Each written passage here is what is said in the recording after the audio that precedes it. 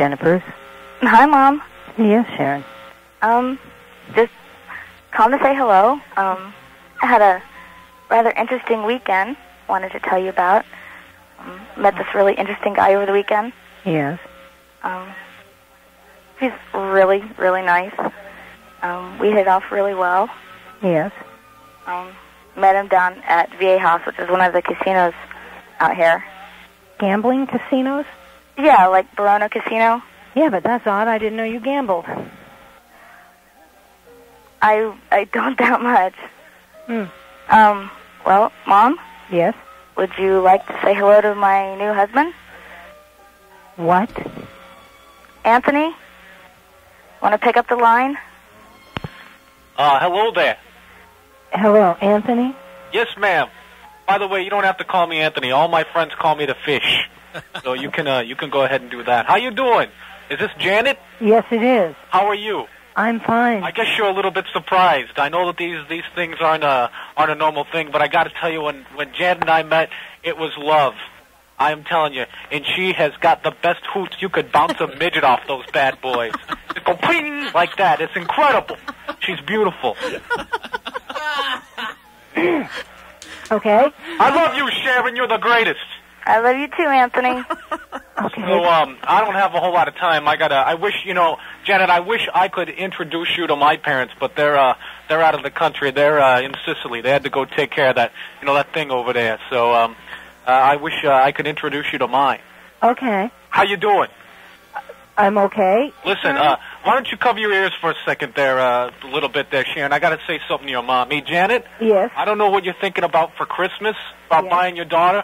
I highly suggest one of those automatic car starter things. Those Genovese bastards, they're crazy. They'll stick a car bomb in anybody's car, and it's a big old mess. I don't want to have to deal with any of that. Okay. Yeah. That's a great thing, and I love that little girl. I'd hit the boom, then I come out, and then that little escort's trashed all over the place. I don't know if I can deal with that. You know what I'm saying? Okay. All right. So you coming out to see us? Tony, not right now. Is it Anthony or Fish or Tony or... Fish is what my friends call me, and I consider you a friend. Now we're family, right? Can I call you Ma? Can I talk to Sharon, please? Absolutely. Sharon, baby, you still on the line? I am. Come on, say hello to your mother. She sounds like a very nice lady.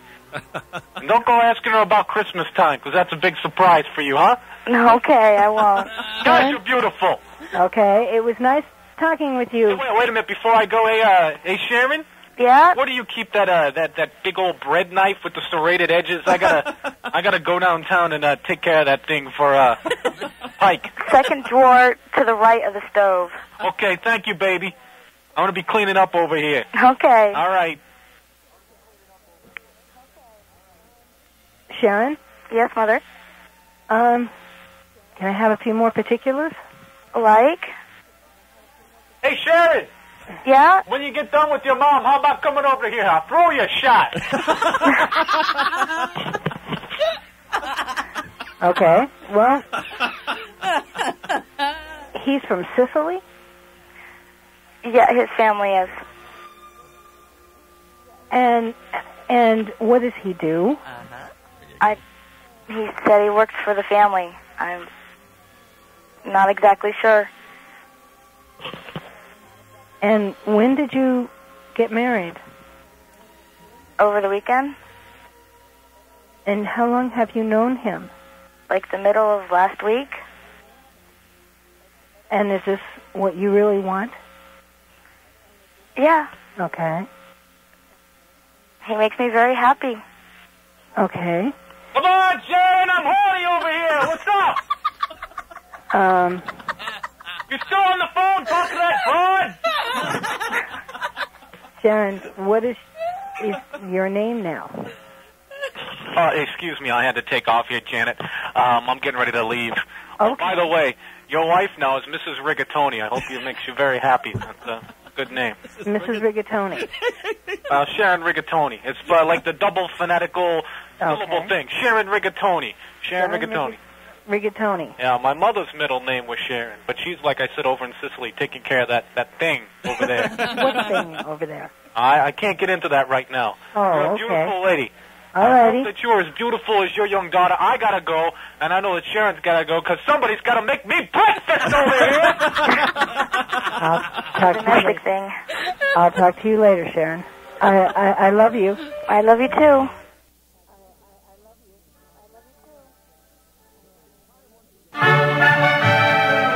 It's time once again for Earl's Bible Corner.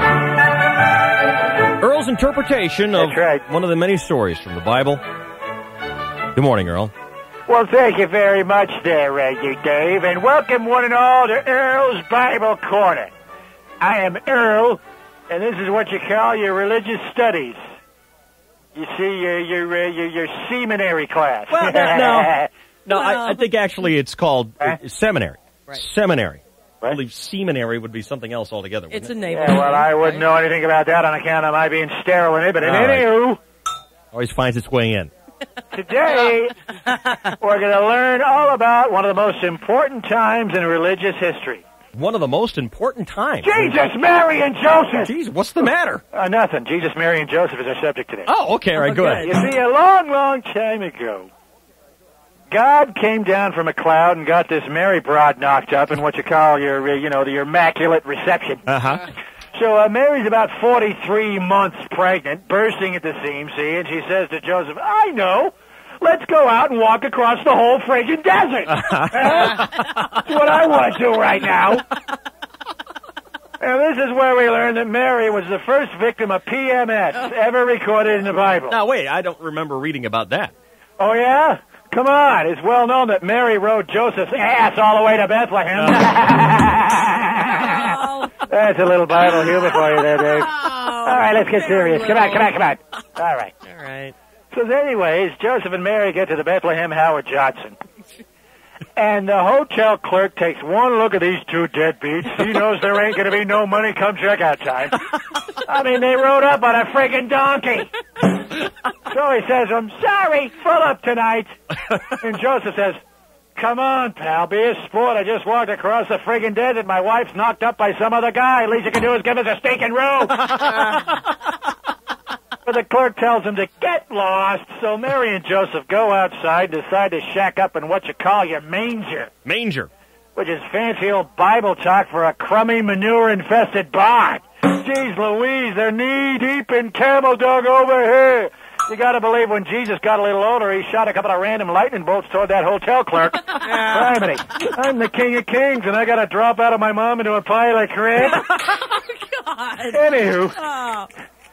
Mary drops the kid, and then these three clowns drop in, totally uninvited. Don't tell me that didn't piss Mary out just a little bit. I mean, she had the baby in a barn, the stitches aren't even dry, now she's got to entertain.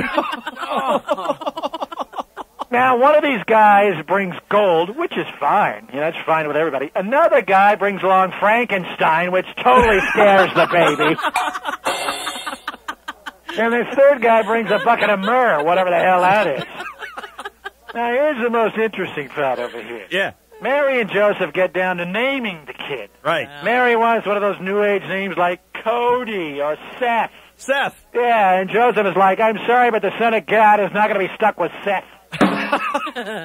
So they're going back and forth. Mary wants Seth. Joseph wants something manly, you know, like Jake or Max, you know, something like that. And then just at that point, one of the three characters stands up in a manger, bashes his head onto a wooden beam, and right there shouts out in pain, Jesus Christ!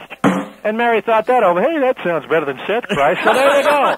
Jesus Christ. Although I still haven't found out what the H stands for. Probably Hermit or something like that. There's your Bible Corner. Hope you learned something right here. Better than Seth Christ. That's right. That's very interesting, Earl. Thank you. All right. Until next time, it's been Earl on Earl's Bible Corner. I hope there is a next time, eh? Yeah. I love your show.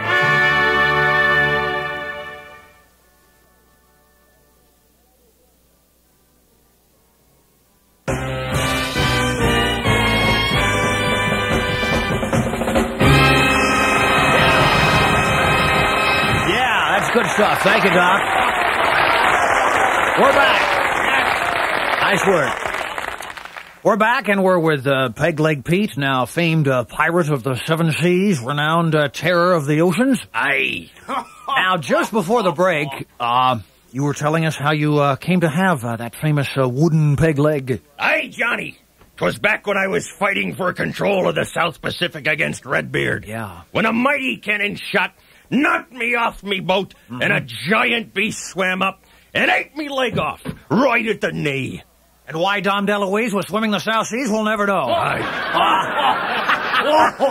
Well, listen, Peg Leg, I don't mean to dwell on your handicaps, but it's also quite obvious that you have a hook hand. Now, how'd that happen? Oh, John, 'twas in when it... Let me start over, John. Wow, I didn't know you had a hooked tongue. Right. Shut up. Shut up, you fat lard ass. 'Twas when I was in a sword fight. You were in a sword fight? With the Dred Scott pirates, I was. Aye. Yeah. And I was fighting three at once, I was. And one of the buggers caught me off guard and came a-swooping down with his sword on me wrist. Chopped it off clean. Well, that's got to make it tough to spank the monkey, huh? Aye. Yeah. Now, I noticed You are correct, sir. Now, I noticed that you also wear an eye patch, Peg Leg. How about that? Aye. 'Twas a beautiful day not long ago, John. We'd been in stormy seas for weeks. Yeah. And finally, the sun came out a-shining like never before. Yeah. I sound a little bit like that guy in the Rocky movies. Just a little bit there, Instead of a Burgess. Go pirate. ahead. Go ahead. Sorry about that. And as I was looking at the sunny... Shut up! Sun in my face, a great bird flew over, John, and booped right in me eye. Bird poop? Yeah, Well, I know that's bad, but it shouldn't cause you to lose your eye. Aye, but it was the first day with me hook. That explains it.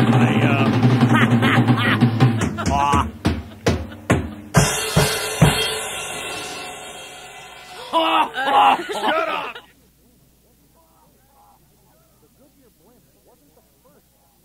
The Goodyear blimp wasn't the first lighter-than-air craft to hover over a football game. Remember the Hindenburg? Yeah. A truly amazing story about the Hindenburg crash was that the radio announcer was able to accurately cover both the crash overhead and the football action down on the field simultaneously. Wow, what a chore. Announcer Chicky Blackstone made this historic call. So here's the Rams offensive lineman.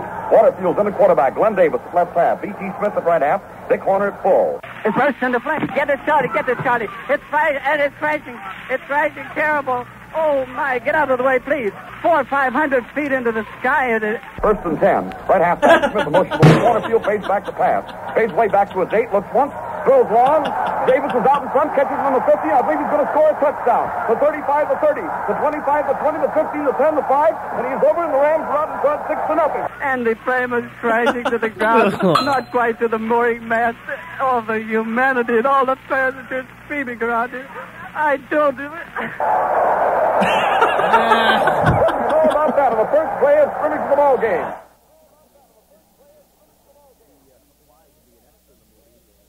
He applied to be an extra in the movie and received information on this, including this letter, dated January 10th. Time is running out, and I still need more men to satisfy me in my 300 or more gangbang movie. Oh, I see 300 is a minimum. Oh, I see. She'll be happy to take on more comers. Oh! Now serving number 27. Number 27. And it's signed Love. Ah, of course. Annabelle Chong.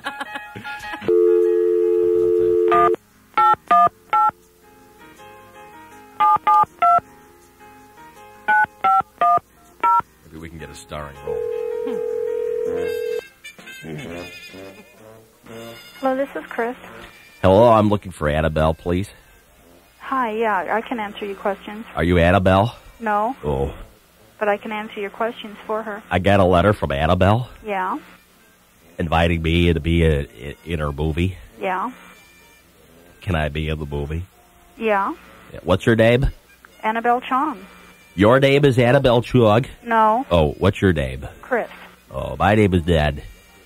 Yeah, are you going to be able to make it? I hope so. Do you have any questions? What do I gotta do? Well, you got to show up with 2 pieces of ID. Do you have an HIV test? Yeah. You do? Yeah. Good. I passed. All right. So I'm sorry. How do you spell your last name? Turdly. Tur.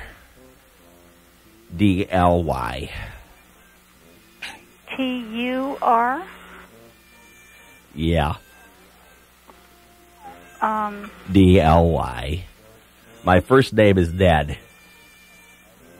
How do you spell your first name? Ned. Tad? Ned. Ned. Dad? No. How do you spell your first name? Ed. E-D. What? E-D. E like Edward. Ed. Edward, right? No. Ned. N. Ed. Dad. Oh. Ned Turdly. And I want to be in the movie with Annabelle. Oh, well, I don't have your name on the list here. Really? Yeah. I got a letter from Annabelle saying time is running out. Yeah, and right. And she needs more men to satisfy her. Yeah. Yeah. Yeah. I should add you to the list, except I can't understand.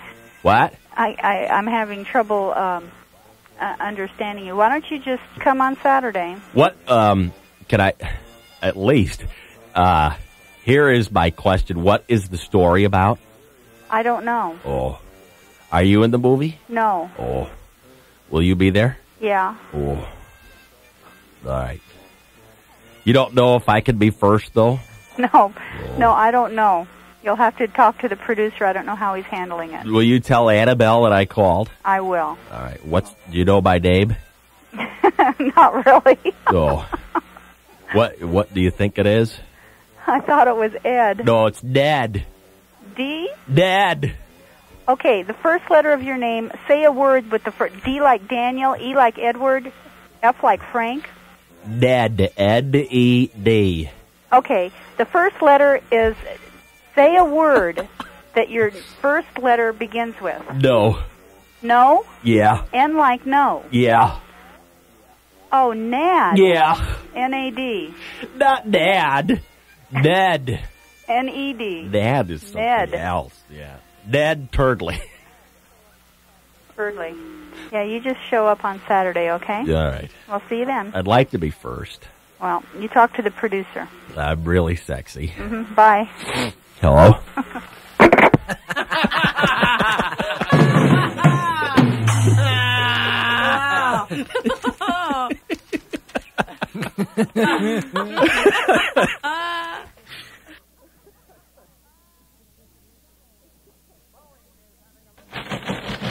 Boeing is having a little bit of trouble with its experimental Superjet 777, but report tremendous success with their flaming Death Trap 3000. Dateline, Washington, D.C.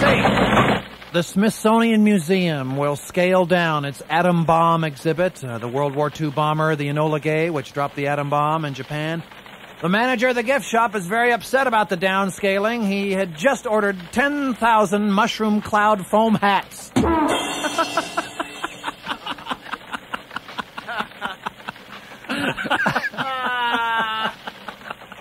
And finally, the U.S. military has completely dismantled the Haitian Mobile Army Unit. They expect the mobile unit to stay dismantled unless the Haitians figure out how to tie the gun back on the goat.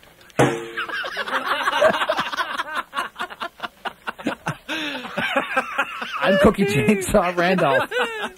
And these are the Chainsaw Chronicles.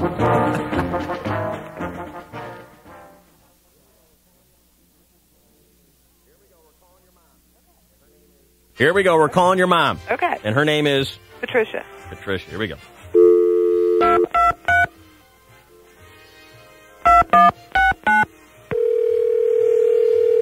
You do all the talking. Okay.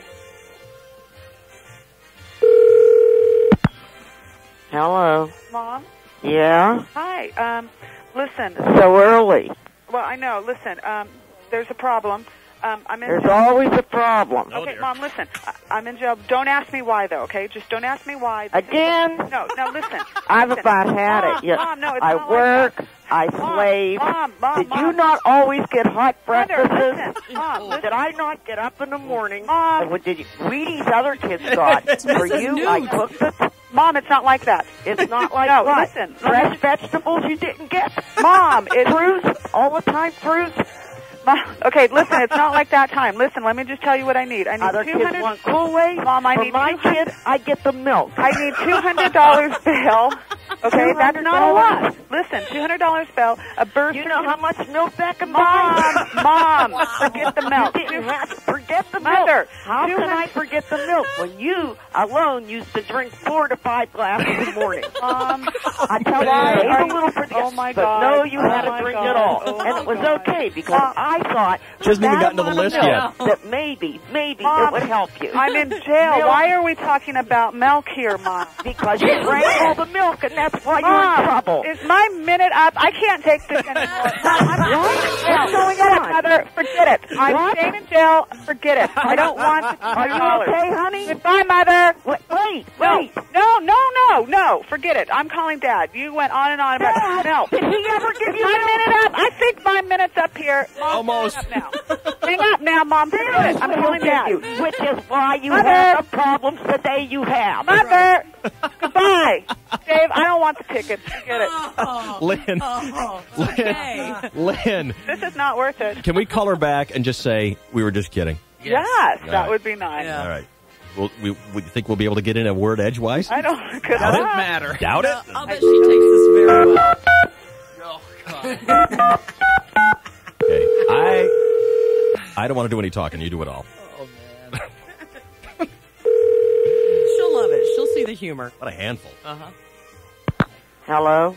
Mother, guess what? What? Just listen. It What? was a joke. Dave, are you there? No. Dave? No. Please hear those people, I don't Mom? want to discuss this. Guess what? It was a joke. Isn't that funny? You think this is who's laughing back there See, at that's me? the Nobody. DJs, Mom. You know that radio station? Do I have time to listen to radio stations with a kid that's in jail? Mom, Jesus. I'm not in jail. Tell it, Dave. Tell her. Dave who? It was a joke. Some bum. Dave who? Dave? I'm not here. See, Mom, there's people in the background. It was I hear laughing. It was a joke. Would we be laughing in jail? I wouldn't be laughing. You would laugh in jail at your own mother. That's right. I'm not in jail, Mom. She Laugh back now. there? She Mom, is laugh not. now. She is not in jail. To whom am I speaking, please? I'm the bum. She is not in jail. You're making fun of me? No, we are not making fun of you. It was a joke. Isn't that funny, Mom? We've been trying to tell you for the last 2 minutes, but we haven't, been able to get a word in edgewise that she is not in jail. Isn't that funny, Then Mom? where is she? Where are you, Lynn? You're at home? I'm at home. She's safe ready and for sound. With a bum? She's at home. All right. No, we're not together. We're not. Yeah, okay. I'm with Lynn right now, Mom. That's right. Who is that man, Lynn? It's me. It's a joke. Isn't it funny? It's so funny, Mom. Come Laugh on, give now. me a little sugar, Lynn. Come here, honey. Give me a little something here. I don't have to listen to this. Give me a Okay, kiss, Mom. Lynn. I'll talk to you later. Come on, give me a little something here. Goodbye. Mom, goodbye. You're with Dave Rickards, Shelley Dunn, and Cookie Chainsaw Randolph on Rock 102.1.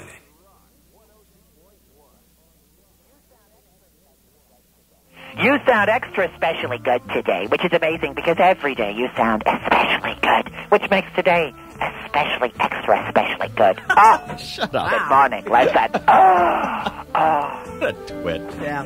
Cato Kalin tells A Current Affair he does not deal drugs, he doesn't live off other people, and he is not a babysitter. However, he cut the interview short because he was on his way to pick up some crack and Huggies. The country is baking again under another heat wave. In fact, it's so hot. How hot is it? Is what? What? Oh, stop it. You're so funny.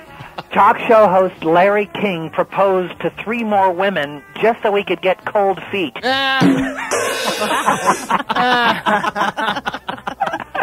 Oh, Larry is such a bitch. And number 1 at the box office over the weekend, terrific new film about the friendly ghost who terrorizes the wheels on a shopping cart. Yeah. Castor. Oh. And almost number 2 at the box office, Mel Gibson stars as a mule with gas in Braveheart. Don't blame the messenger! Oh, man! I'm not responsible for the crap that Hollywood is putting out this day. A 4-day weekend? Brave? Brave. No, Braveheart. Brave? A mule with gas. Yes. Castor? Yes. Castor? Yes. Yes. Don't blame the messenger. I thought it was terrific. Fantastic. Reporting live from Tip of Town, I'm Jules Hypenstein. Heard weekday mornings in all her pride and glory. She's Jules. Him. I'm not man, damn it. Oh, jeez. I'm not that perverted jerk. I'm a person. Bad enough. It's Jules Hypenstein here on Rock 102.1. Dave, Shelley, and Chainsaw, I love your show. You're fantastic. It's the joke of the day, players. You still here? Uh-huh. See you in hell. Please tell me about the joke. I hear the joke of the day. I know the joke right now. Here we go. Moses and Jesus were playing cribbage in the old folks' home for holy men. It was a particularly boring afternoon where Jesus had just added to his unbroken string of 1 jillion consecutive cribbage wins over Moses. Jeez Louise, Moses. Why do you keep playing me? I can't lose, you know. Yeah, you think you're so great, Jesus. You think you're so cool. Of course I'm great. I'm Jesus H. Christ, you rubber ass. What are you, mental? Oh, yeah? Well, I bet I can still do all my old tricks. Part the seas, send in the locusts, make it rain blood, and all that. Moses, you putz. The only reason you could do all that stuff is because you were hanging around my dad all the time, you big ass kisser. Wake up and smell the coffee. You're an embarrassment to yourself. What are you, drunk? Oh, you shut up. Make me. I said shut up. You can't make me. Oh, shut up, Rob. You can make me. The fellas really got into it, and the only way to settle this dispute was to go out into the field and show off their powers. And as they left the building, Jesus forgot to close the door behind him, Hey, Christ! Close the door, will you? What were you, born in a barn or something? Oh, yeah. Sorry. You had to do that. You had to throw that one in. Read a little history, you twerp. So, they went over to the big sea thing up in heaven, and Moses prepared to part the waters. Oh, okay, here we go. I need complete and total silence as I prepare to part the waters. Yeah. The only thing you could part is a hair on your ass. The sandal-wearing, mountain-climbing, 10 Commandment tablet-breaking drunk. Come on. You're right. Moses ignored the heckling as he focused in on the task before him.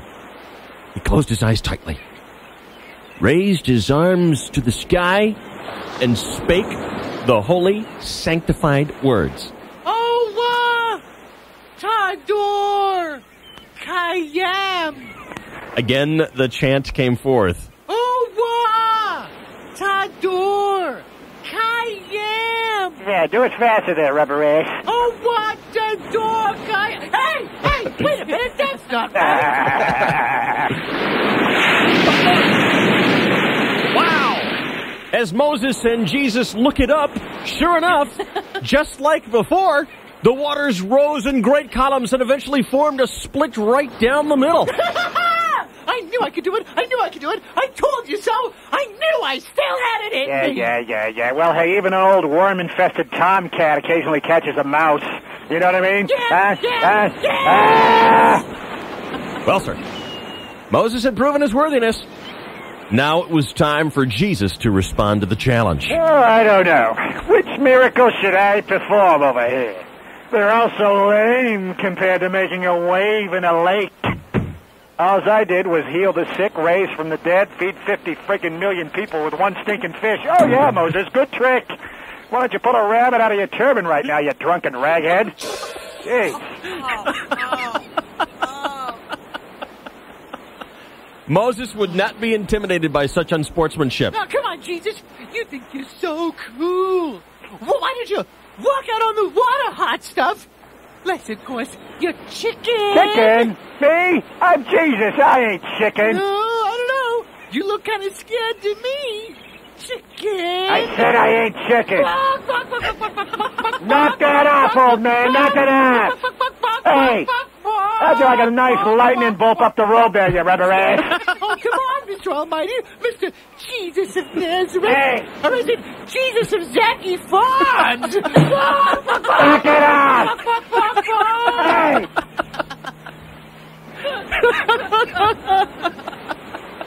Come on, get out with it. So Jesus walked right up to the shore, walked in a couple of steps, and look out, he fell right in!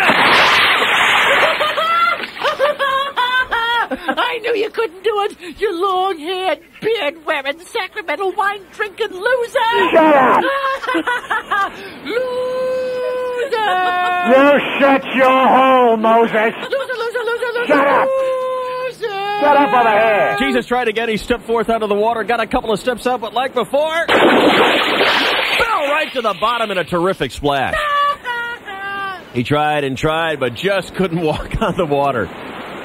Dejected, he dragged himself from the sea and sat down in a pile on the sand.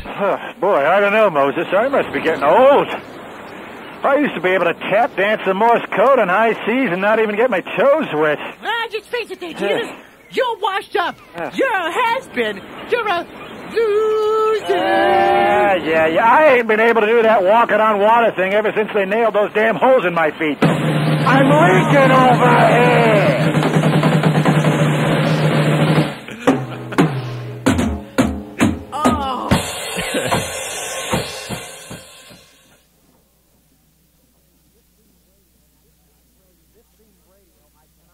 This being radio, I cannot show you the picture, but I do have the audio tape of that very first televised baseball game. And as you will hear, the technology in 1939 was very experimental, not what it is today. So here from 55 years ago today, the first televised baseball game. Let's roll tape. Leo DeRocher at the plate. The Brooklyn shortstop is batting .275 on the season. Johnny Vandermeer on the mound for the Reds. The lanky left-hander struggling this year, only 4-7 after going 15-10 in 1938. Here's the pitch to DeRocher. It's a frozen rope to left field. Wally Berger up with it. Throws it into Junior Fry, holding DeRocher to a single. Let's see that again on instant replay. All right, fellas, could you go back to your original positions for the television replay, please? Leo, get back to the plate. Thank you. All right, Johnny, throw him the same pitch. Hurry up. Come on. We got people watching here. All right, here's the pitch. And how about that? He fouled it off. My goodness. Holy cow. You don't see that often on your instant replay. And I'm running back and forth. Right. So I'm really kind of, like that OJ running through the airport thing. Yeah. Sometimes a bra won't lift and move and, do what you need it to do. You like to let those puppies roam the open range free, the way they were meant to be, like free-range chickens. It's ironic that for all those years, those communist Russian ladies were hanging free. Yet now that the country is free, they want to be constrained. Yeah. Interesting. What's the irony there? It's human nature. Wow. What's the irony there? Born free, as free as a breast, as free as a hooters Audacious Tata. Stop it. Rather you sing Kumbaya. Shelley's news breasts are supple and pouting. All right, you can stop it now. Peeking over her shirt.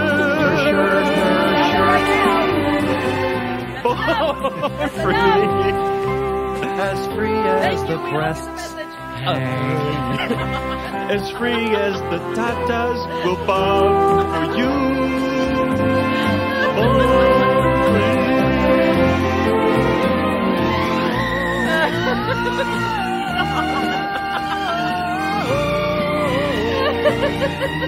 Fleshy gloves in the moonlight.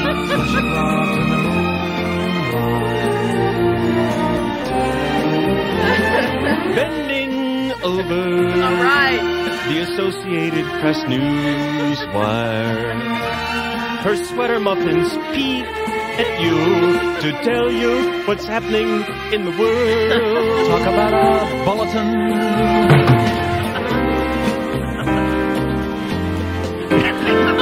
Stop it. You can't possibly think that this is helping. Her journalistic jugs are there for you and you and you for free.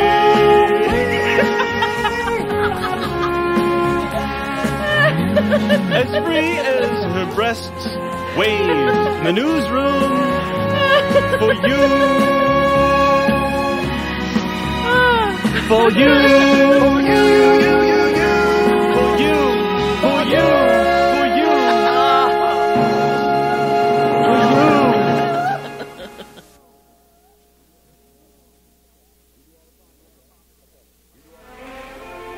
You do all the talking, okay? Okay. Calling Grandma Marina. Hello. Okay. Grandma, Yes? it's John. What's going on? Hey, nothing. We're all talking around here at work, and there used to be a show with Kurt Cameron. Yeah? Remember that show? Yeah? Well, what was the guy's name? It was Buddy or something like that. What was his nickname? One of his Boner. What? Boner. All right.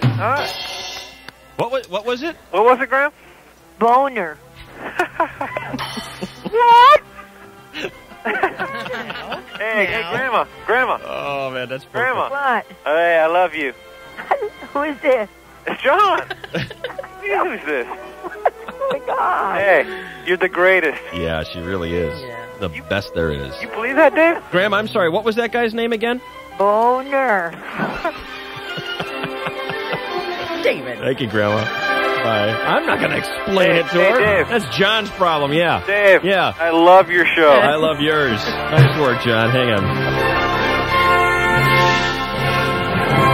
She said it good.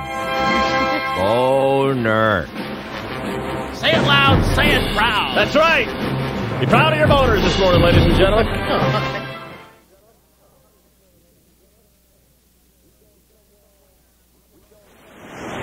We go somewhere on the road with senior correspondent Charles Asphalt. We never know where he is until we say, good morning, Charlie. Well, good morning. I'm Charles Asphalt, and this is Wednesday morning. Today I'm on the water off the coast of Point Loma, sailing on America Cubed, the America's Cup yacht with the all-female crew. A triumph of American equality. Where it's not man versus woman, it's just sailor versus sailor. Where sexuality takes a backseat to good sportsmanship. I'd like to take a backseat with that blonde over there. The ladies of America Cubed are so highly skilled you tend to forget all about their gender. Come about. I like to come about 5 times with her. Yes, it makes one proud to be American. When at long last a person is judged purely on ability. Okay, take it to port. Take my ding it into her port. Yes, this finally puts to rest any argument over the battle of the sexes. When a team of women sailors can challenge as the best team in the world, male or female. Hoist up the sheets so the teak oil doesn't stain them. I like to stain her sheets. God. Oh, too long. So indeed. America Cubed is every bit the sailing vessel. And all is shipshape here off Point Loma. Although there, off the starboard bow, 2 large whales. No, it's Dennis Conner and, it's just Dennis Conner. Hopping away on a Wednesday morning. There's your white caps. From the deck of America Cube, I'm Charles Asphalt. Hope you enjoy this Wednesday morning as much as he is.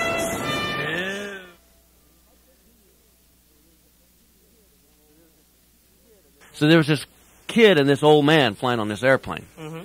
And they were just kind of, talking about all sorts of stuff. And the kid says, well, what did you do before you retired? And the old man says, well, I used to be a Bengal tiger guide.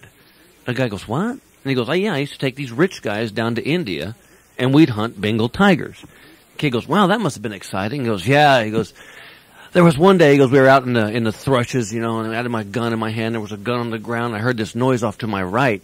And I looked over, and there was a Bengal tiger like 30 feet away from me growling at me. He goes, and I just crapped my pants. Ooh. And the kid goes, wow, I would have too. And the old man says, no. I mean, I just now crapped my pants.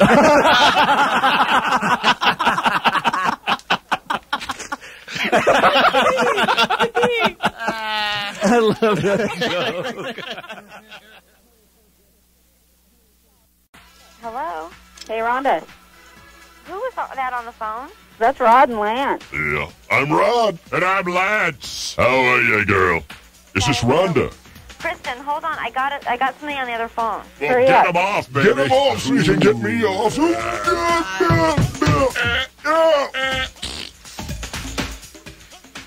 That didn't sound like the right thing. Well, I'm sorry. Sometimes that happens to me. Let one go, baby. Sorry, Lance. You know when you tense up. Do not go in there. Hello, Rhonda. Hello. Oh, yeah. What is that? Hey, Rhonda. What is that? I went out this weekend. Uh-huh. And I picked up Rod and Lance at this bar. It's new. It's called the Swinging Pinky. No, it's the Swinging Pinkus. Swinging Pinkus. Yeah, we dance there, Rhonda. Yeah. We're strippers, male strippers, although we prefer to be called exotic dancers. But I know how you ladies, you pretty ladies, like to call us strippers. Well, they're here at my house. This Kristen is a handful. Oh, yeah. Baby. That's You right. did not pick up guys and bring them to your house. Oh, yeah. I did. I got drunk. I had a 911. You did not. Yeah, I did. I'm Rod. Name is spelled R-O-D-D-D because I'm an extra long rod. Oh, yeah. And my name is Lance, as in Sir Lance a lot, baby. Hey, you up in Seattle right now, baby? Yes, sir. My little Seattle sweetheart like to take a ride on my Space Needle. Oh, yeah. I'd like to go up there and see your Pacific Rim. Hey, you guys, describe yourselves. Kristen! That's a good idea. Rhonda, What? would you like to know what I'm wearing right now? Say yes. Nothing, baby. Not wearing a stitch. Nothing but a smile. And Rhonda, you know what Kristen's wearing right now? Probably a big old smile. Yeah, she's wearing a smile and a big old protein beard, baby. And you know what, baby? What? I still got my cape on. Oh, yeah. I like to flap it in the wind. These guys are rank. Hey, Rhonda. What? Wait till you hear what Kristen has to tell you. You are gonna be wet and hot, girl. What do you have to tell me, Kristen?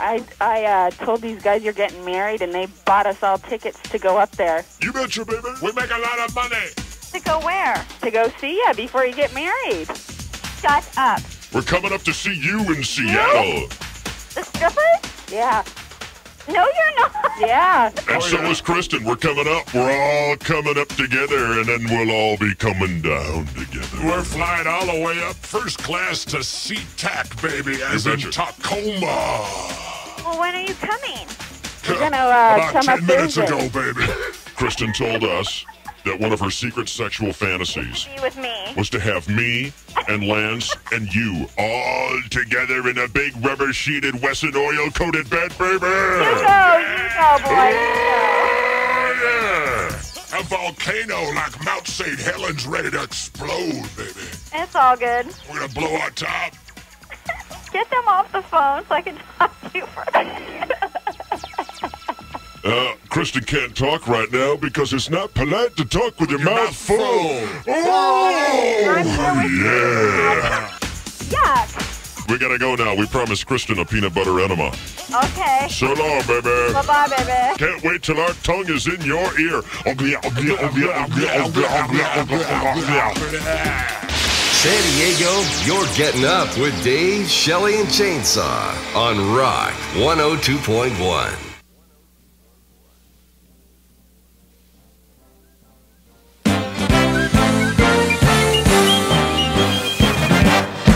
Well, it was election night, and now with all the big results of that, here's Cookie Randolph of Sports. Good morning. Well, good morning, and thank you very much, Dave Rickard, Shelley Dunn, Chris Boyer. Hello again, everybody, in the sports world. In the wake of last night's election, the Los Angeles Dodgers baseball team has announced that Governor Pete Wilson will appear at Dodger Stadium for opening day next spring and throw out the first immigrant. In golf, the President's Cup golf match in Gainesville, Virginia suffered a major blow yesterday when Australian star Greg Norman was forced to withdraw. What? He is hospitalized in Houston with what team captain David Graham described as a very, very serious hemorrhoid condition. Oh, man. Norman's doctor has advised him to refrain from physical activity for at least 3 weeks. Refrain from physical activity? Okay, so why can't he golf? You know, seriously. Yeah, be serious about it's just not nice to joke about Greg Norman's severe hemorrhoid problem. After all, getting caught in a sand trap could prove fatal. But he has been getting treatment. His doctor said, here, sink one of these suppositories into your 19th hole. Whoa. It's a par 1. Anywho. In yachting, the French backup boat keeled over. What? In fact, France 2's keel fell off the boat. All 20 tons worth, and sank to the ocean floor some 900 feet below. Perhaps the French didn't use enough super glue or something, but then again, what do you expect from a country who thought it could stop Hitler with 3 pop guns and a chain-link fence? Cheap shot! Cheap shot! Warning! This is not a drill. Cheap shot! Did other sports, Dave? Well, needless to say. This is your Rock 102.1 Sports Network. Oh, my.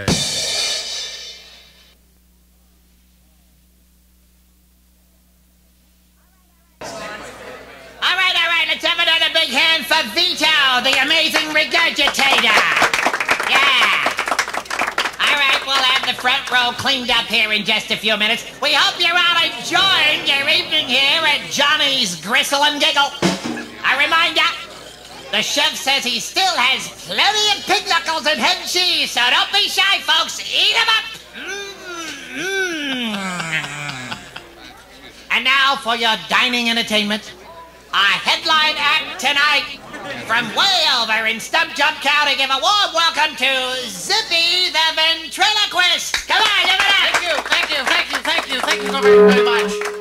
What a pleasure it is to be here at Pig Sticker with all you idiot inbreeders. My name is Zippy, and this is my little friend, Bobby, the caustic foul-mouthed dummy. Say hi to the folks, Bobby. Oh, gee, Zippy, here in Pig Sticker, I don't know if I should use any complicated words like hi. Thank you. Hey, we got some good-looking folks here in the audience tonight, eh, Bobby? Oh, Christ, Zippy, these chumps are so ugly. When they were kids, their parents would tie them in a corner and feed them with a slingshot. Thank you. Oh, gee, I don't know if you should be so rough on these folks, Bobby. And fat. My God, their blood type is ragu. Thank you. Now, Bobby, we're guests here at Stump Jump, and we shouldn't make remarks about their looks. But, Zippy, have you seen these people's mothers? Criminy! The only reason they were born is because their daddy had a wet dream and their mama rolled into it.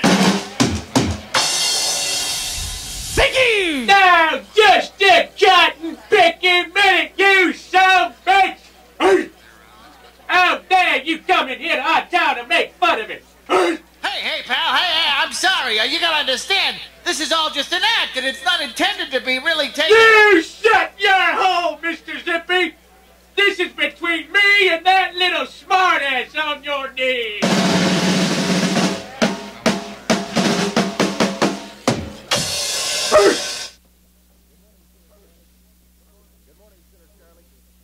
Good morning, Sinner Charlie. Good morning. Come in here to the radio confessional and tell me what you've done. My dear sweet grandmother would do things like, she'd make me do certain chores and stuff that were really just her dirty work, basically, and I'd back at her by trampling through her flower bed and so on. Finally, it just kept on going and going until she chased me around with this little hammer. Anyway, later on, when she was taking a nap, I got the same hammer and went in her bedroom, and I nailed her slippers to the floor, right by the... So when she got out of bed, I slammed the door real hard, and she got out of bed and flipped her feet in the slippers and just bit the dust. I've fallen and I can't get up. All right, next up here. Good morning, Lisa. Come on in here to the radio confessional. Tell me what you've done. Reverend Dave, I need to confess. All right, go ahead. I've never told anyone this before. One time I got out of the shower and I was wrapped up in my bath towel, and I came over to sit on the side of the bed to dry myself off. Right. And my Doberman came up and started to lick my... What? Well, dogs do that. You know, that's how they identify people. Right. You know, they nose around. So you say, "Hey, Corky, come on, run along there." But I let him. Oh, jeez. Oh, man. Oh, man. You let him? Yes. For how long? I don't know, a couple minutes. Oh. Rebecca, Yeah. get in here and tell me what you've done. Okay. Last Sunday, my son was getting married, and a couple of my girlfriends and I took my daughter-in-law to be out to celebrate the upcoming nuptials and everything. And there was some drinking going on. Things got a little crazy. And the high and the low of it is that I ended up doing the yum-yum bouncy bounce with my daughter-in-law to be. What, huh? Oh, righty. Oh. Hello, Patrick. Hello. How are you, my friend? Pretty good. All right. Tell me about your sin. Well, Father, I was a young lad, about 19 or so, and I had a girlfriend that had a heart problem. And, you know, she had been in and out of the hospital back and forth. And so we were wondering, you know, someday it might happen, someday it might not happen. What might happen? Her heart would fail. Whoa. So we were hanging out one night, watching videos or whatever, and I went to the kitchen and get some popcorn or whatever. It was a few years ago now, so. But I came back, and I thought she had fallen asleep. Oh, no. So I started kind of undressing her, you know, just to play around. Say, you know, you wake up, she'll be half naked, whatever. So I undressed her, played around a little bit, saying, wow, I think, I would think she'd be waking up by now. Take something else off. Wow, she's really asleep. All right, well, keep going. Oh, no. Well, it's till death do you part. That's when you part. Well, actually, in our case, it was. Wait a minute. Everyone's got it backwards here. You don't part until you die, but when they do die, you don't do it, Patrick. You leave them alone. Come on.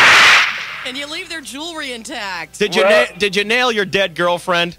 Well, yes? I didn't know she was dead. Oh, Jesus, God. Oh, man. Hey, I was a kid. I didn't, you know, it was only a couple minutes anyway. That's another problem. Weekend at Hornies. I feel terrible. Really? There's more than one stiff in the room at the time. Thank you very much. Hello, Alan. Good morning, Father Dave. It's Yeah. done. And forgive me, I've sinned. I've always kind of felt guilty about this. All right. Nothing to feel bad about. Tell me what you've done, and I'm sure you'll receive absolution here this morning. I sure hope so. All right. Go ahead. Years ago, I was a courier, and I had to deliver some items to the Holiday Inn at the Embarcadero. They got this glass elevator there. It's a real boring job. I had to find things to amuse me. Anyway, once in a while, I would like float an air biscuit in the elevator. Oh, dear. And I'm sorry, the Reverend's not familiar with these terms. Float an air biscuit. barking spider, breaking wind. Coughing whatever. in your pants? Oh. But anyway, this was a particular foul day. I think I had like an egg McMuffin for breakfast. Oh, dear. Yeah, that's priming the pump right there. That's right. Yeah. Anyway, well, when I was getting out, this guy in a wheelchair was getting in with one woman and a nurse, and he was like about 150 years old. Had one of those little oxygen tanks, kind of looked like John Huston did. Right. Later part of his life. Right. Yeah. Anyway, when I looked up from the outside, going, and when they were going up, the women's faces were pretty much pressed against the glass with these contorted looks. Wait a minute. Wait, they got in the elevator and you fired? I fired right before they got in. Oh, dear. Yeah. Oh, dear. And so about a half hour later, I had another delivery there, and they were wheeling the guy out with sheet over him and everything. Oh, no. You killed him! You killed him with your filthy bowels! Oh, God.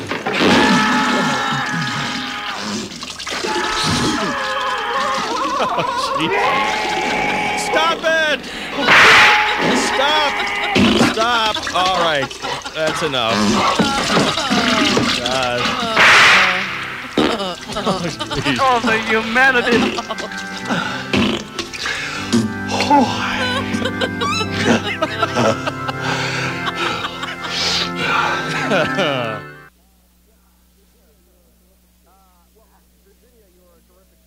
Well, Virginia, you are a terrific sport.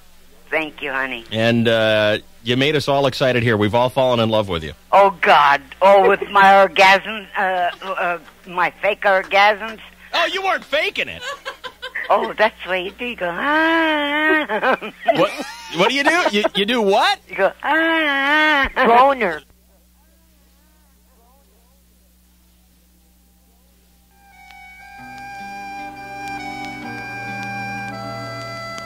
Now, if you ever want, anytime you want to stop, All right.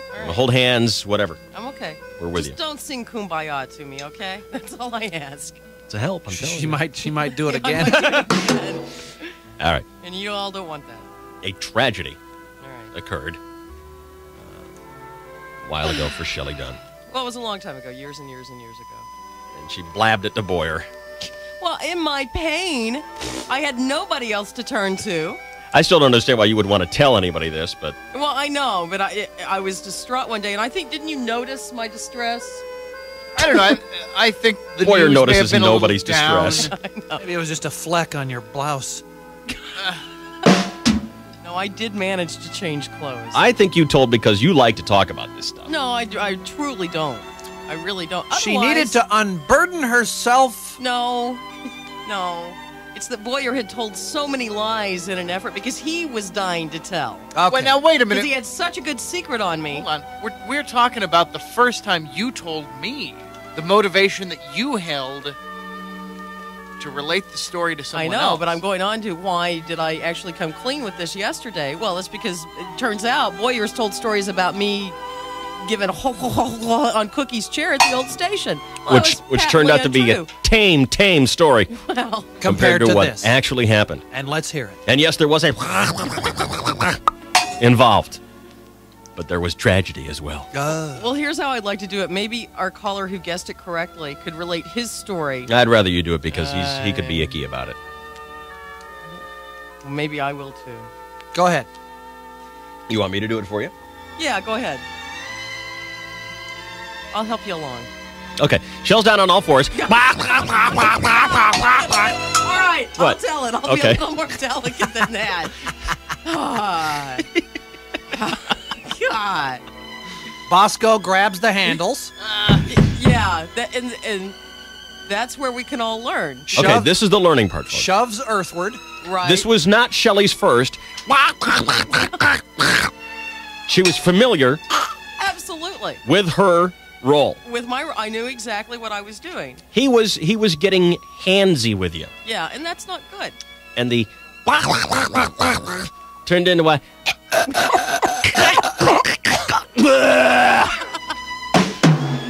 Thank you. He had a tie-dyed shirt after that. Let's just say that. He had a shower after that. That's what he had. Hello, David. This is your Edna calling from Lawrencewell Village up in North County. Yes, yeah. I think the case has been solved. How's my favorite nephew, David? I'm fine. How are you, Aunt Edna? Oh, I'm just fine. Shelley, are you there, dear? Hi, Edna. How's the baby? I don't Still really haven't have a seen her, baby, don't but- you know? You just must come visit. What a coincidence. You would be talking about three-ways all morning long because your Uncle Chester and I just love to engage in three-ways all the time. But you know the Heimlichs from the next trailer over. Now I know how they got that name. Choking at the sight of a nude Aunt Edna. In fact, David, this is such a coincidence. Our favorite partner of all time was was your mother Jean. Shut up! Oh, she was a wild one, your mother Jean. Stop it! Used to call her Lean Jean, the Saxon machine. Shut up! Oh, yeah. Shut up! In fact, your Uncle Chester has some old home movies with your mother Jean prancing around in a see-through hoop skirt. David? Shut up! Have you ever noticed that you never really resembled your father? Ever think about that? Since today seems to be confession day, I might as well let you know that your real father is my Chester. Oh, God. Oh, yes, it is. I'm not listening. Yeah. Boy, did Chester shoot a bum wad that night. So, you might as well start rerouting your Father's Day cards to Lawrence Welk Village, you twerp. And remember, this makes me your stepmother, so display a little propriety and come see us now and again, won't you? God. After all, David, we are a family, don't you know? I've got to run. Kiss the baby. It is David's baby, isn't it, Shelley? Dave, Shelley, and the Chainsaw.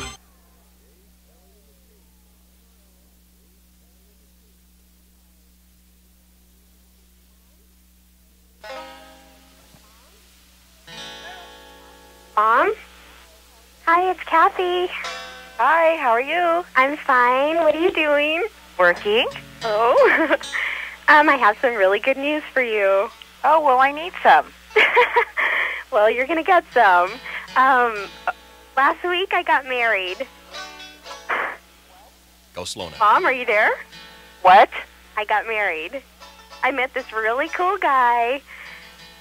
We met at Verona, and we were playing bingo, and I, fell in love with him. Bingo? Well, I had a little too much to drink, but, yeah, I fell in love with him, and he's just fabulous. What is his name? Skeeter. What? Skeeter.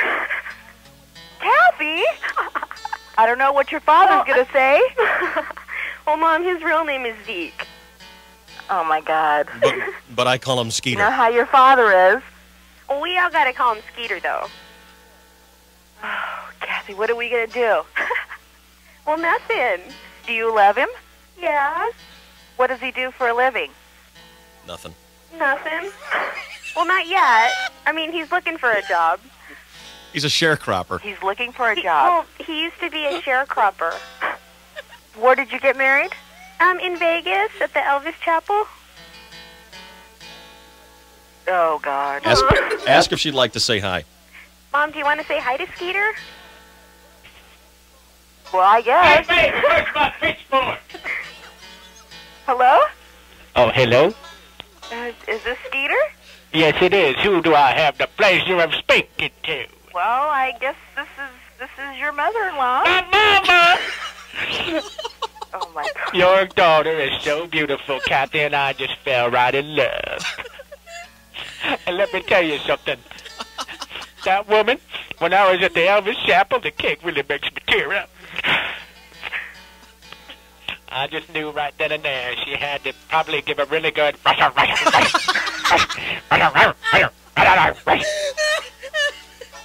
my God. Oh, so when are you two coming over for dinner to meet, your... My new daddy! What's his name? What are you, ignorant? I'm just in shock right now. Not as much as I am. I didn't even know that she had a daddy. Kathy, where's my daughter? She's right here. She's picking some of the lint out of my belly button. Oh, could I please talk to her? Sure. Kathy, you still on the other line, honey? Yeah. Pick that up. You missed a big spot right here. That's from my wool sweater. Yeah. Kathy. I love you, Kathy. Hey. Hug for me, girl. Hi, Mom. Kathy, my dear, we have to talk. Hey, Vernon, you just don't know how sexy I am. Well, you come around once I come on over there and take off my shirt. Well, okay. All right, then.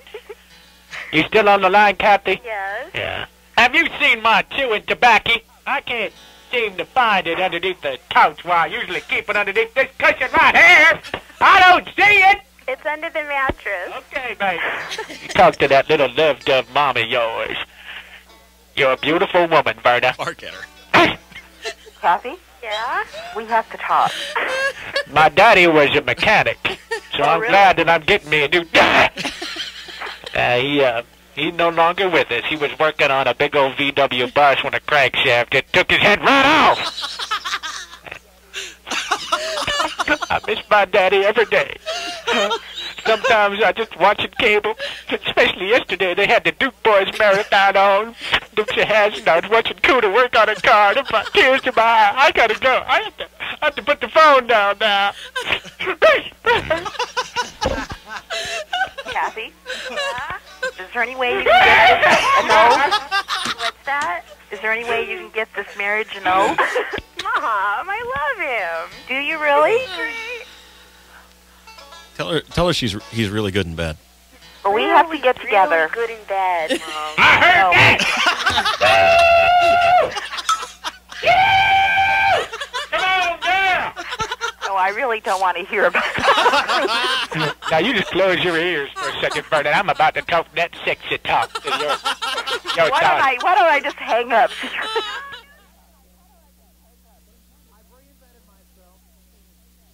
I've reinvented myself. But in point of fact, they had to build a special wing at Cooperstown in my honor. All right, here's Cookie Randolph. Can he do it again? Walk with us through the Hall of Fame. Admire with us every famous name. And listen to the story of how they won their glory. His fifth home run of the game. He's incredible. As we go through the Hall of Fame. Cookie Randolph is the greatest player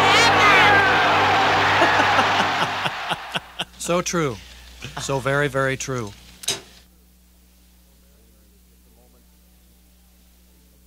It's a moment of holy religion now.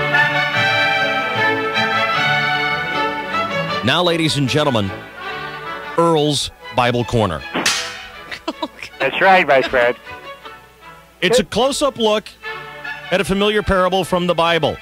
And today's feature is the story of Jonah and the whale. Good morning, Earl. Well, good morning, Dave, and your chainsaw and your Shelley John. Good-looking broad down there. Thank you. This is Earl's Bible Corner. I am Earl. Today's feature, the story of Jonah and the whale. So there's this guy named Jonah, and he's pretty depressed, feeling kind of down on account the guy's got a broad's name. Jonah. I mean, what kind of name is that? I mean, that's what you say after you sploogey inside some broad named Joan. Jonah. Anywho, the guy's upset, so God comes down from a cloud in what you call your divine interference. And he says to him, Jonah, listen to me. Things are pretty, effed up in this town called Nivea. Now, hang on a second. I believe the town was called Nineveh. Nivea, whatever. All I know is that God's pretty pissed off at this dump because it's inhabited by a bunch of raghead jerk-offs. And he's getting ready to nuke the friggin' town. So God, he says to Jonah, go to Nivea and, spread the word from what you call your God.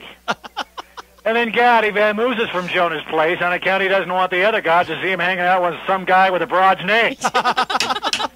So what does Jonah do? Does he go to Nivea and spread the word of God? Nope. Jerk-off bum. He tries to hitch a ride on some friggin' boat because he's chicken. He's scared of going to Nivea. That plus he's pretty resentful of having to actually go all the way to Nivea and talk to these people out of their bad ways when your God, who's magic, could just do it with a snap of his fingers like Darren from Bewitched. I mean, he has to do everything the hard way Darren did. Mow the lawn, all that, when he's got a gorgeous witch broad for a wife. But no magic allowed. Jonah figures, what's the point of being a god if you're not going to use it? I mean, what is God? Sterile and impotent or what? All right. What did he do? Blow his wand, split in the Red Sea, and now he's sterile and impotent? Huh? Anywho, Jonah, he's on this boat, see? And he thinks he's hiding from God. Yeah, right, like he can hide from God. God's pissed off at him now, so he makes this big friggin' storm, you know, and Jonah figures, oh, great, now you use the magic. So everybody on the boat is blowing chunks and honking all over the friggin' boat. And then they found out the storm is because God's pissed off at Jonah. So what do? They throw his ass overboard, and a big fish eats the chicken bastard. Big fish. Serves him right. So now Jonah's inside this giant fish. And what does he do? He starts praying to God for a rescue. And you know, God's like, yeah, right. Screw you, you chicken raghead bastard. I ask you to do one friggin' thing and you go AWOL on me. So as far as I'm concerned, you can stay inside Moby Dick and rot. So Jonah keeps praying and praying, and finally he's been inside this stinking fish for 3 days. I mean, it was like a long weekend with Joan Collins. All right, move it along. Come on. And God starts to feel sorry for the guy, finally. So the chicken bastard, you know. So he makes the big fish puke him up on the beach. So there's Jonah. He's just had the crap kicked out of him by God. Like, that's a fair fight, like you're going to win. He spent the last 3 days living as human chum. And now here he is, puked up on the beach, sitting in a pile of fish bars. Yes, but I believe the redeeming value of the story is that Jonah does go to Nineveh. Yeah. He preaches the good word. Yeah. And he turns the heathens into God-fearing citizens. That's right. He did. That's right. But what's his reward? Nothing. He's still got a broad's name. Oh, jeez. Jonah. All right. I mean, that's what you say after you splooge some broad named Joan. Okay. Joan, yeah. All right. Thank you. Talking about. All right. This has been Earl's Bible Corner. That's what it is. I think we all learned about the story of Jonah and the whale. Learning. That's what it's all about. That's right, my friend. Thank you, Earl. You're welcome, my friend. Okay. All right. Bye.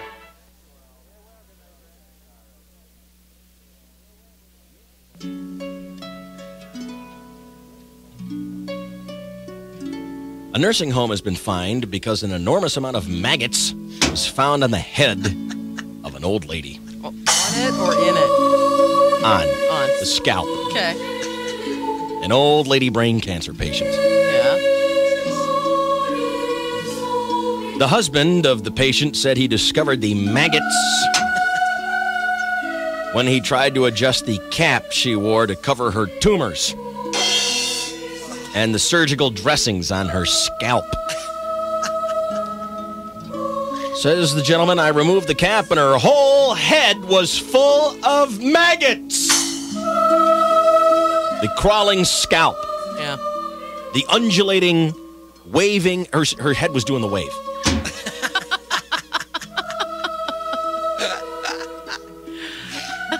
Well, she died. Her husband said her last days were haunted by the infestation of maggots. The family is suing the center. Imagine that. Accusing the nursing home, this is in San Francisco, by the way, of negligence, elder abuse, fraud, emotional distress. Now, mind you, this old lady's been found to have a maggot head. Maggots on her head. Crawling all about her head. Right. What kind of excuse do you offer for that? You can't. Well, at least it tingles. I wonder if she had like one kind of maggots on one side, a dividing line down the middle, different kind of maggots on the other side. Some blue on the other side. Tegrin The on the other Tegrin side. maggots, Yeah, I can right. feel something, but nothing going on over here. The head of the nursing home described the infestation as an isolated incident and said it did not affect the overall quality of her care. Of course not. No, it didn't hurt her. She didn't even notice. Yeah. Come on. Only a few patients get the special maggots. Special maggot wing. It's her maggot hat. The center plans to appeal the $22,000 fine levied by the State Department of Health Services. That's it? That's all they get? $22,000? Lawsuit is separate. Lawsuit will be separate. So they'll sue them That's a for fine that. just by the health department. Yeah. So old lady maggot head. She's dead. It's too But bad. before she died, she got to die with a head full of maggots. You happy now? Feel good now? Could have been worse. No, it couldn't have. Thank you, folks. It's your fault. I had to do it. Thanks for listening. Bye-bye.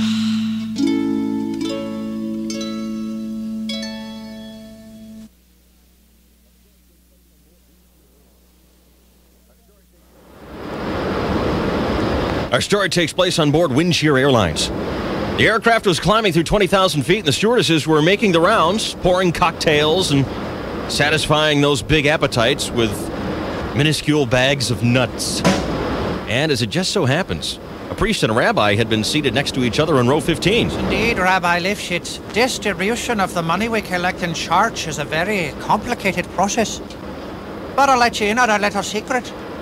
What we do is we take all the money from the collection plate. Then we draw a giant circle on the ground. We throw all the money up in the air. And whatever lands in the circle is for God. Whatever lands outside the circle is for us.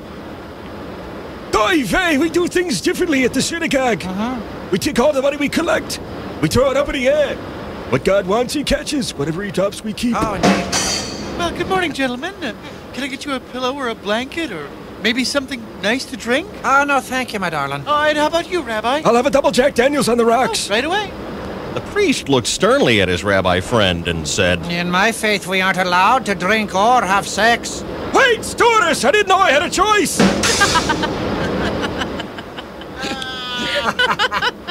Just then, the captain came on with the announcements for the folks who were flying in first class. Hello, pleasant good morning to you, ladies and gentlemen. This is Captain Kamikaze speaking. May I take the opportunity to thank you for choosing Windshear Airlines. Right now, outside the aircraft, a rare and lovely view of a flock of endangered whooping cranes migrating toward the Grand Canyon. And tell you what, I'll circle the aircraft around so both sides of the plane get to see. Our flight time today to New York will be 4 hours and 45 minutes, but you'll hardly notice the time as the Windshear staff of flight attendants shower you with attention, food, cocktails, and oral sex. Again, thank you for choosing Windshear. God bless each and every one of you. The captain then switched on the intercom to the coach section of the plane for their announcements. All right, listen up, you worms. I've got my hands full flying this death trap. And I don't need any whiny gas bags making it worse for me with your petty little needs. Cheap as a flying gas can. Nothing to see outside, just clowns and crowds. Sit down, shut up, we'll get there when we get there. The captain then set the microphone back into its receptacle.